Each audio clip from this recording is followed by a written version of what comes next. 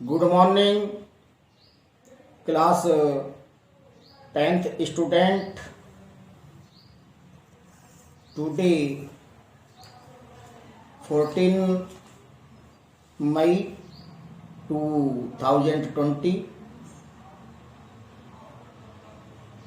I hope you will be fine. Continue lesson number 2 from क्षितिज काव्य पाठ। आज का जो अवतरण है एक्सप्लेनेशन के लिए, आज शनिवार है तो आज जो टर्न है वो है, मैं इंडिकेशन भी आपको भेज दूंगा, इसका काव्यांश से संबंधित प्रश्न आंसर भी भेज दूंगा बेटा। ये यहाँ से है, कौशिक सुनौ मंद यह बालक से लेकर के दोहे की अंतिम पंक्ति है, विद्यमान रन पाई रिपु कायर कथई प्रताप। यहाँ तक की हम व्याख्या करेंगे। इसी से संबंधित क्वेश्चन मैं दूंगा और मैं अब शुरू करने जा रहा हूं, जरा ध्यानपूर्वक देखिए। कौशिक सुनौ मंद ये बालक, कुटिल काल बस निज कुल गालक।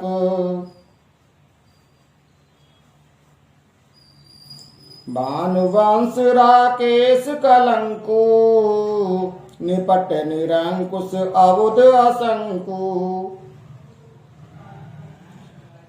काल कवल होई छन माही, कहूँ पुकार खोर मोई नाई।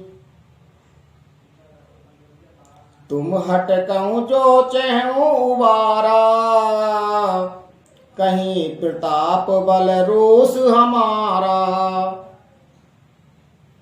लखन कहूँ मुनि सुजस तुम्हारा, तुम्हें अछत को बर नहीं पारा।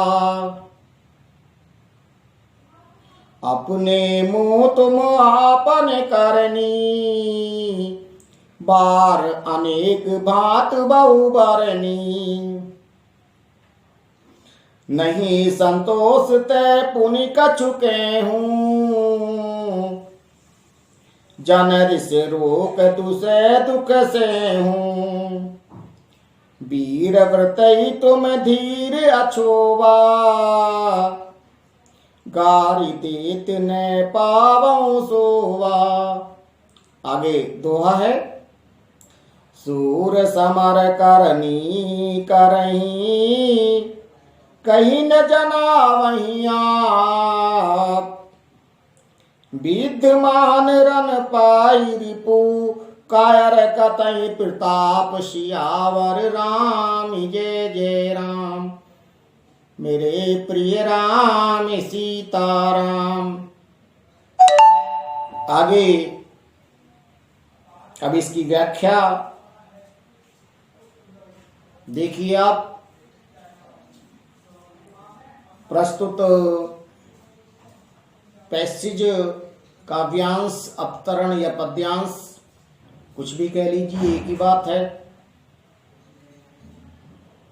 शीर्षक राम लक्ष्मण परशुराम संवाद से लिया गया है। इसकी रचयिता भक्ति काल में रामाश्रय शाखा के प्रवर्तक कवि गोस्वामी तुलसीदास। गोस्वामी तुलसीदास ने एक महाकाव्य लिखा है जिसका नाम रामचरितमानस है। ये वहां से अवतरित है। रामचरितमानस का हर सोपान, हर खंड मनुष्य को जीवन जीना सिखाता है। यदि हमें जीवन जीना आ गया तो निश्चित रूप से हम मनुष्य बन जाएंगे। अगर हम पढ़ लिख लिए और हमें जीवन जीना नहीं आया, हमें मनुष्य तत्व का समावेश नहीं हुआ, तो हम जीवन में कदापि कुछ नहीं कर पाएंगे। इसलिए हमें पढ़ने के साथ साथ बेटा गुनना भी चाहिए। ये जो राम लक्ष्मण विश्वामित्र और परशुराम के माध्यम से गोस्वामी तुलसीदास ने आपको कुछ शिक्षाएं देनी चाहिए। इन शिक्षाओं को आप अंगीकार कीजिए, तभी आपके पढ़ने का मेन मोटिव सिद्ध होता है। आगे अब देखते हैं। कौशिक सुनौ मंद यह बालक, कुटिल काल बस निज कुल घालक। जब लक्ष्मण जी ने व्यंग स्वरूप उनकी शान में कटाक्ष किए, तो उनसे रघुकुल शिरोमणि परशुराम के क्रोध में और अधिक भड़काव आ जाता है। उस क्रोध की जो लपटें हैं उनके शरीर से बहुत तेजी से बाहर निकलने लगती हैं और वो विवश हो जाते हैं। इस व्यवस्था को वो जाहिर करते हैं। कौशिक जो शब्द आया है वो महामुनि विश्वामित्र जी के लिए आया है, जो राम लक्ष्मण के साथ जनकपुर में जो स्वयंवर हो रहा था उपस्थित थे। सुनहु मंद यह बालक, हे विश्वामित्र जी मेरी बात को गौर से सुनिए, मेरी बात पर जरा ध्यान दीजिए। अब तक जो भी लक्ष्मण और मेरे बीच में वार्ता हुई है, लक्ष्मण के एक एक शब्द ने मुझे बहुत पीड़ा दी है। उसकी बुद्धिहीनता को देख करके, उसकी कुटिलता को देख करके मुझे अब ऐसा महसूस हो रहा है कि यह बालक अपने काल को बुला रहा है और कुल के लिए घातक साबित होगा, कुल को भी कलंकित करेगा। मेरे हाथों से मारा तो जाएगा, परंतु इस कार्यशैली से इसका कुल भी कलंकित होगा। यह सूर्यवंश में चंद्रमा के समान दाग नुमा है। आपने देखा होगा चंद्रमा में एक दाग होता है जो उसके सौंदर्य में कमी करता है। इसी प्रकार से जो रघुकुल वंश है अर्थात सूर्य वंश है, ये बालक उसमें स्फोट के समान, कलंक के समान, जो चंद्रमा में कलंक होता है उसके समान निश्चित रूप से सूर्य वंश को कलंकित करे। निपट निरंकुश अबुद अशंकु, ये निरा ही उद्दंड है, ये निरा मूर्ख है। मूर्ख और उद्दंड के साथ साथ इसमें दोष निडरता का भी है। अगर आप मूर्ख हैं और उद्दंड हैं और निडर भी हैं इसके साथ साथ, तो निश्चित रूप से आप समझ लीजिए कि आपका जीवन ज्यादा लंबे समय नहीं चलेगा। ये शिक्षा मिलती है। काल कबल होई छन माही, कहूं पुकार खोर मोई नाही।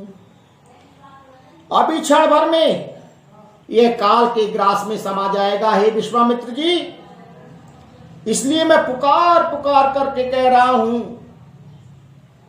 तेजी के साथ आवाज लगा करके मैं बार बार कह रहा हूं। क्या कह रहा हूं? तुम हटकऊं जो चहूं वारा, कही प्रताप बल रोष हमारा। यदि तुम इस बालक को मेरे क्रोध से बचाना चाहते हो हे विश्वामित्र जी,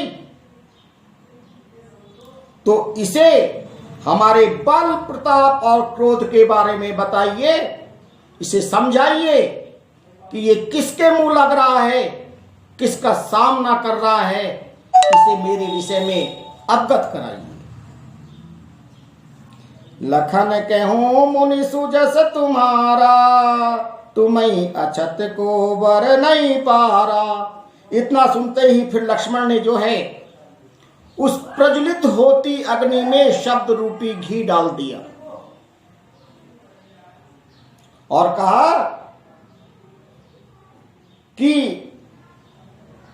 हे मुनि, आप अपने श्वेश का वर्णन अपने ही शब्दों के द्वारा कीजिए तो ज्यादा अच्छा है, क्योंकि इस काम में आप पारंगत हैं।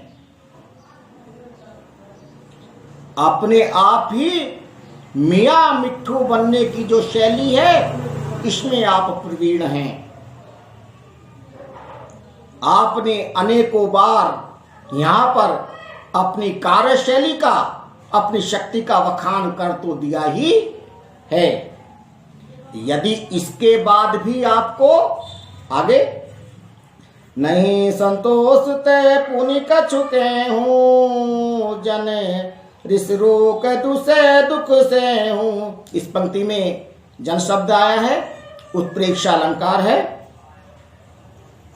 वीर व्रतई तुम धीर अछोवा, गारी देत ने पावं सोवा। हे भ्रकुल श्रोमणि, हे मनीषी परशुराम जी, हे ब्राह्मण देव, यदि आपको अभी भी संतोष नहीं हुआ है, आपके हृदय में मेरे लिए कुछ उद्गार अगर बाकी बच गए हैं, तो आप उन्हें अपने मन में धारण करके दुख मत पाइए, आप उन्हें भी कह डालिए। वीर व्रतई तुम धीर अछोवा। जो वीर लोग होते हैं वो अपने मुंह से, मुखार बिंदु से अशोभनीय शब्दों का प्रयोग नहीं करते, बल्कि वो युद्ध स्थल में, रण क्षेत्र में अपने कारनामों के द्वारा अपनी शक्ति का प्रदर्शन करते हैं और ऐसे भद्दे शब्दों को कहने से बचते हैं जो लगातार आप अनर्गल शब्दों का मेरे लिए इस भरी सभा में प्रयोग कर रहे हैं।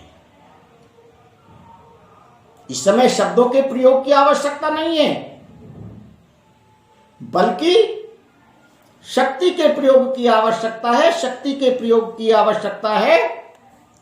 ऐसा लक्ष्मण जी ने कहा। आगे, सूर समर करनी करई कई न जनावई आप, विद्यमान रन पाई रिपु कायर कतई प्रताप। आगे लक्ष्मण ने कहा कि सूरवीर तो युद्ध में करके दिखाते हैं, वो कहते नहीं। उनकी कथनी और करनी में लेश मात्र अंतर नहीं होता। जो कहते हैं वही करते हैं, जो करते हैं वही कहते हैं। परंतु मुझे लग रहा कि आपकी कथनी और करनी में, हे परशुराम जी, बहुत बड़ा अंतर दिखाई दे रहा है। That's all। इसी के साथ मैं इस काव्यान से संबंधित 3 प्रश्न दूंगा। इसी एक्सप्लेनेशन से संबंधित, अगर आपने ध्यान सुनने से सुना होगा, इसी से संबंधित है। आप इसे, इनके आंसर फेयर में नोट कर लेने हैं और इसी के साथ साथ कुछ वर्ड मीनिंग है, जरा आप देख लीजिए। कौशिक विश्वामित्र के लिए आया है। भानुवंश का मतलब है सूर्यवंश, सोलर फैमिली, सोलर रेस। निरंकुश का मतलब है जिस कर किसी का दबाव न हो, मनमानी करने वाला। अशंकु कहते हैं शंका रहित, डाउटलेस। गालक का मीनिंग है आपका नाश करने वाला, नष्ट करने वाला। इसी के साथ है काल कवल, जिसे काल ने अपना ग्रास बना लिया हो, अर्थात जिसकी मृत्यु नजदीक आ गई हो या जो मर चुका हो। डेट अभूत का मतलब है नासमझ, और खोर का जो मीनिंग है संकरी गली, नैरो स्ट्रीट, हटकहूं मना करने पर, टू फॉरगेट। इसके आगे अछुआ, शांत धीर, जो घबराया हुआ न हो, क्वाइट अनवेक्स्ड। इन कठिन शब्दों का आप वर्ड मीनिंग लिखेंगे, समझता हूँ कि समझ में आगे होंगे आपके। और इससे आगे की जो ऑनलाइन क्लास चलेगी आपकी चलेगी सैटरडे में 16 मई को 8:30 बजे से 9 बजे तक। और जो समस्त कार्य है, मैं समझता हूँ कि आपके पास सिस्टमेटिक फॉर्म में 9:30 बजे तक पहुँच जाता है। आप रेगुलर कार्य कीजिए। इसी के साथ मैं अपनी वाणी को विराम देता हूँ। आशा करता हूँ कि आप रेगुलर कार्य करेंगे। जय हिंद, जय भारत।